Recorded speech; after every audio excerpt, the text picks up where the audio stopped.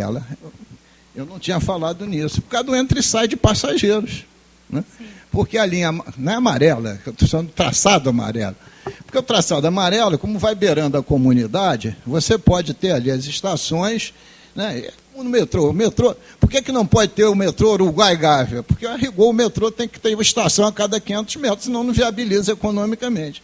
Ali, há controvérsias, mas eu aceito todas as controvérsias. Mas se tu fizer 6 quilômetros de metrô, com uma estação em cada extremidade, eu quero ver qual é a concessionária que aceita. Barra São Conrado? Também. Tá bom, mas tudo bem. Não, mas está fora de cogitação. Mas é a do entra e sai de passageiros, né? Que não vai ter aqui.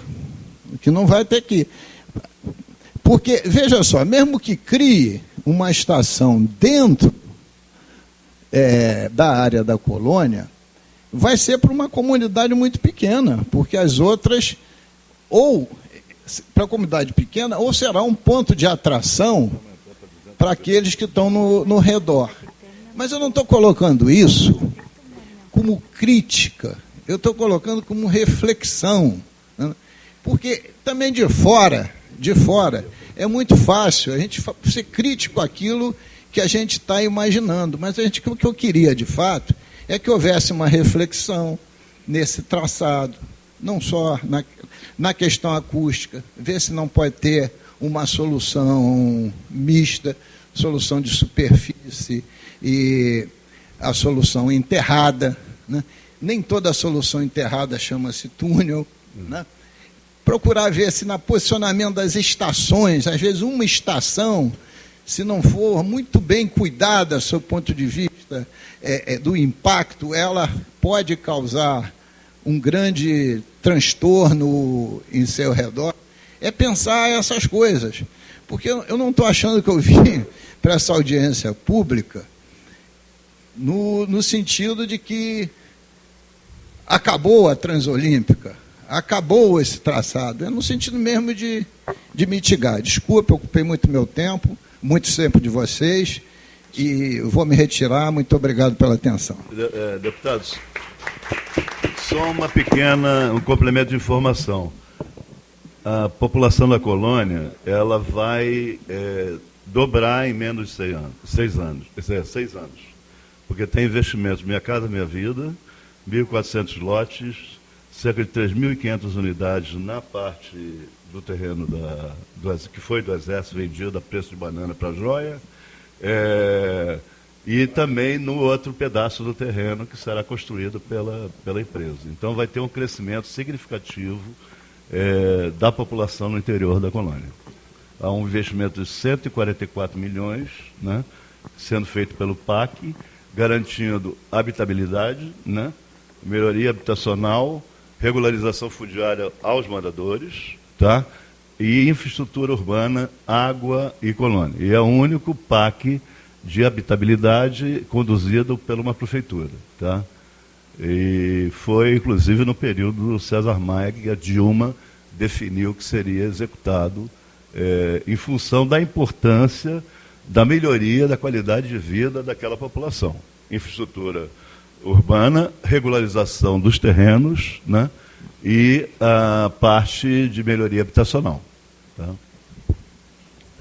Eu parabenizo o nobre deputado Luiz Paulo, sempre brilhante, e digo que o debate sobre a questão de mitigar danos é fundamental, inclusive na própria ciência política, né? Não vai da minha parte nenhum desprezo à preocupação do nobre deputado de tentar mitigar. Eu acho que o caminho é esse. Dano posto, você tenta mitigar da melhor forma. O que eu gostei de levantar aqui, o que me trouxe aqui, foi apenas cutucar as pessoas no sentido positivo de refletir os pressupostos. Quer dizer, o antes. Quando o antes, né, não é devidamente equalizado, nós acabamos que ficamos reduzido à questão de mitigar, né? Não menosprezo essa discussão. Eu acho que essa discussão de hoje aqui é fundamental e precisamos, de fato, resolver questões concretas da comunidade de Juliano Moreira para poder mitigar. Mas eu apenas aponto no sentido de lamentar o fato de que a democracia brasileira ainda vive de mitigar coisas. Nós ainda não temos, de fato, uma plenitude democrática que impedisse-nos de cair numa situação como essa. Longe de mim também defender a total eficácia das instituições da democracia representativa, a Câmara de Vereadores também é ineficaz, também tem seus inúmeros problemas, vereadores que não comparecem. Aliás, está para sair agora um levantamento do dia do número de faltas de vereadores. Vai ser um susto.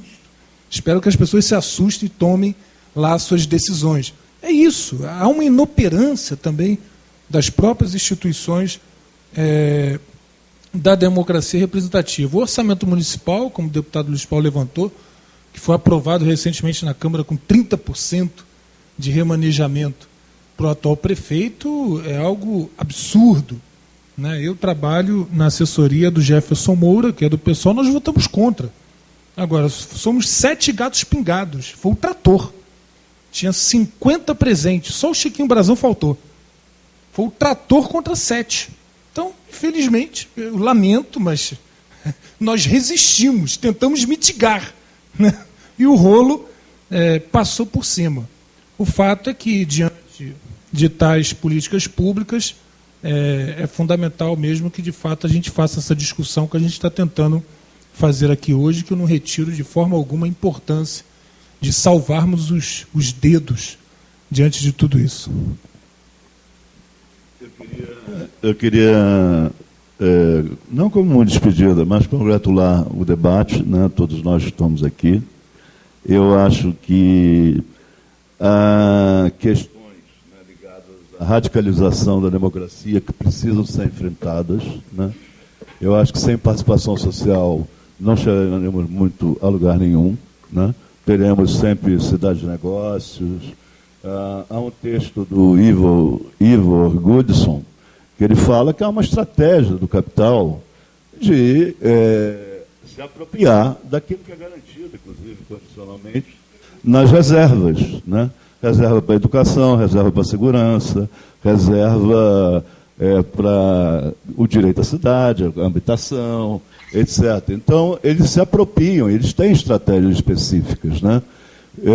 Na medida que a população não se dá conta dessa questão e não tem mecanismo de controle, né, eles vão criando OS para controlar a saúde, tentando privatizar a segurança pública nos serviços de perícia, tentando privatizar a educação, né, e vão buscando as formas de ganhar esse dinheiro, que é papel do Estado.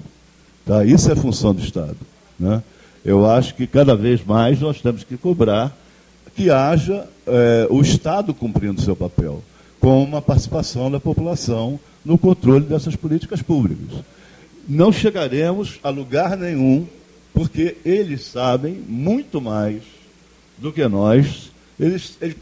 Gramsci, quando escrevia sobre Maquiavel, ele falava o seguinte: eu não estou escrevendo sobre Maquiavel para a elite ou para o príncipe. Eu estou escrevendo Maquiavel para a população. Né? Porque quem nasce no berço da política, tá? E ainda mais num país de dinastias políticas, você vê que o cara deve ser tão bom o negócio, porque o cara chega, aí tem o filho, o neto, o bisneto, são dinastias políticas. Né? E é um Estado muito mal controlado pela população. Né? O grande desafio nosso é essa questão da democracia. Como controlar as políticas públicas. Tá? Mas temos que pensar também em dar consequência. Tá?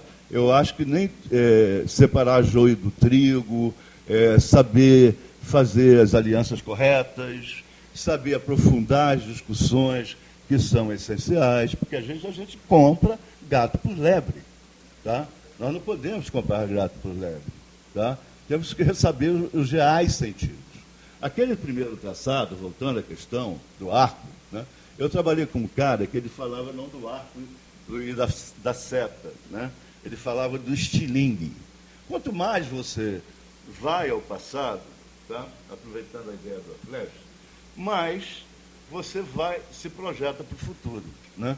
Então, a gente tem que saber que aquilo é uma colônia onde tem uma população que não é invasora, ela é uma população que foi permitida, ela participou de processos terapêuticos, porque havia um modelo psiquiátrico onde eles desempenhavam uma função, tinham que ser socializados. Foi uma colônia que era no fim do mundo, onde o vento faz a curva, né? Não tinha vias, e as pessoas moravam lá. O médico ia uma vez por semana, e os enfermeiros, o cara que cuidava do tirar-leite, o cara que criava o porco, criava proteína, o paciente junto com os outros que plantavam a crina de colchão, o colchoeiro, tudo era feito dentro da colônia. Vinha muito pouca coisa de fora, né? Porque, na época, a Ilha do Governador virou um balneário. Então, eles tiraram os 2 hospitais psiquiátricos da Ilha do Governador e definiram Jacarepaguá, né? Que na década de 50 era classificado assim, pobre, vai morar em Jacarepaguá. Tá? Se você vê o crescimento de Jacarepaguá nos censos de 80, 90 e 2000, e a tendência confirmada, o crescimento de Jacarepaguá teve 180% de crescimento demográfico entre 80, 90 e 2000. É a área que mais cresce em termos, e confirmada como área. Como a área da CAP 5, que é a área de Campo Grande, Santa Cruz, também sofrerá um enorme crescimento. E não só pelo o indivíduo que vem construir aquela parte do bairro Jacarepaguá, que estão chamando de Nova Olímpia, ou Nova Barra, etc. Aquilo faz parte do sub-bairro onde está inserida a colônia, que é o bairro Jacarepaguá, que dá o nome à colônia como um todo. Tá? Provavelmente será separado. Será o bairro Juliano Moreira, Nova Olímpia, ou Nova Barra, ou o que seja, e Rio das Pedras, que provavelmente continuará com o nome de Jacarepaguá, que é um nome histórico. Né? Mas eu acho que a gente tem que fazer um esforço de avaliação e de discussão, de abertura, para buscar as medidas compensatórias. Eu fico muito preocupado, não é só com as 12 ou 25 casas, né, que tem dados que tem um loteamento clandestino, que não está regularizado dentro do CAD único, que são 15 casas que foram vendidas no final do terreno. Isso é a questão que vai ser resolvida, isso é uma ilegalidade, inclusive. Mas tem moradores que têm direitos, que estão lá há mais de 30 anos, 40 anos, e é garantido pela legislação, pelo direito de cidade, pela COEM, por várias.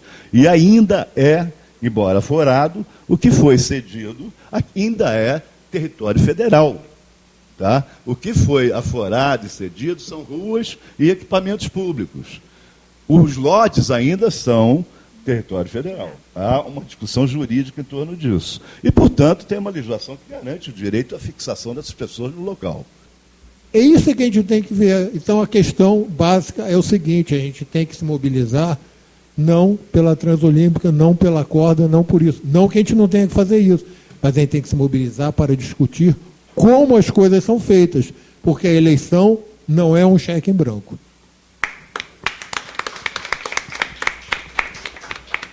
Meu nome é Márcia, sou presidente da Federação Municipal, e eu vim só para dizer o seguinte: eu acho que o grande mérito do Clube de Engenharia foi ter feito essa parceria com a sociedade. A gente está aqui hoje porque tem uma parceria do Clube de Engenharia com as associações de moradores. E isso é muito importante, porque às vezes as pessoas dizem assim: mas a sociedade civil não está aqui. Está ali o Martins, está ali o Realengo, nós todos estamos discutindo este mesmo problema do desmando da sociedade. Mas eu acho que se também não tivesse esse espaço, aonde nós estaríamos discutindo? Então, eu acho a importância dessa discussão nossa é a gente ter a coragem de vir para cá toda sexta-feira, 18 horas, nós estamos aqui discutindo a sociedade Toda sexta-feira, às 18 horas, nós estamos aqui discutindo os nossos dramas. E a gente tem o drama de Realengo, de Deodoro. Se eu não tenho dedos para contar tantos os dramas que nós temos de desmando do poder público contra a gente. Então, eu acho que, mesmo com isso, eu acho que eu tenho que usar a frase do Fórum Social Mundial. É possível a gente mudar o mundo, mas a gente tem que estar aqui. Porque às vezes fica olhando assim esse auditório vazio, esse povo é maluco. Mas se a gente não fosse maluco de estar aqui, então seria muito pior. Então eu quero agradecer aos que vieram e que estão dando a palestra. O auditório não pode estar cheio, porque a gente não tem condição de trazer a sociedade toda sexta-feira para cá, mas os que vêm são os abnegados que vão retransmitir para o resto da sociedade. O assessor do vereador está aqui pela primeira vez, mas tem o assessor do vereador Raimon que está aqui de carteirinha toda semana. Então eu acho que é... Grande guerreiro. Então eu acho que é isso que a sociedade precisa. O cara da prefeitura, o funcionário da prefeitura, pela primeira vez veio aqui, que ótimo, porque quantas vezes nós gritamos pela representação, não precisa o prefeito estar aqui, ele tem os funcionários dele que leva a discussão para ele. Agora, precisa vir aqui ouvir a sociedade, porque nós somos uns gatos pingados, mas esses gatos pingados que reproduzem milhões de votos e que elegem o mandante maior. Então, eu acho que a gente tem que vir aqui, gritar sempre, estar sempre presente e agradecer quem vem discutir conosco. O Ministério Público, toda vez que a gente chama, ele está aqui. E os engenheiros do Clube de Engenharia também, toda semana nos aturam. Obrigado, Márcia. Engenheiro Raul Lisboa. Só informar que nós estamos fazendo transmissão ao vivo Web TV. Meu nome é Raul Lisboa, eu sou engenheiro civil, trabalho na CBTU e participo aqui das reuniões do Fórum de Mobilidade. Sou também integrante da Divisão Técnica de Transporte e Logística do Clube de Engenharia. Eduardo, né? Eduardo, eu tenho percebido, através da sua fala, e através, inclusive da fala do prefeito, na última semana, se eu não me engano, uma mudança de discurso da prefeitura. A prefeitura vinha insistindo que o BRT era a solução de transporte de massa, transporte de alta capacidade. Recentemente, houve uma mudança. O prefeito falou, eu ouvi ele falando, eu ouvi a entrevista, ele dizendo, o ideal é que tivéssemos metrô, mas não é possível, não temos dinheiro, não temos tempo. Você falou algo parecido hoje. Eu pergunto, é uma pergunta técnica, de engenheiro para engenheiro. Se o ideal é ter metrô, será que a prefeitura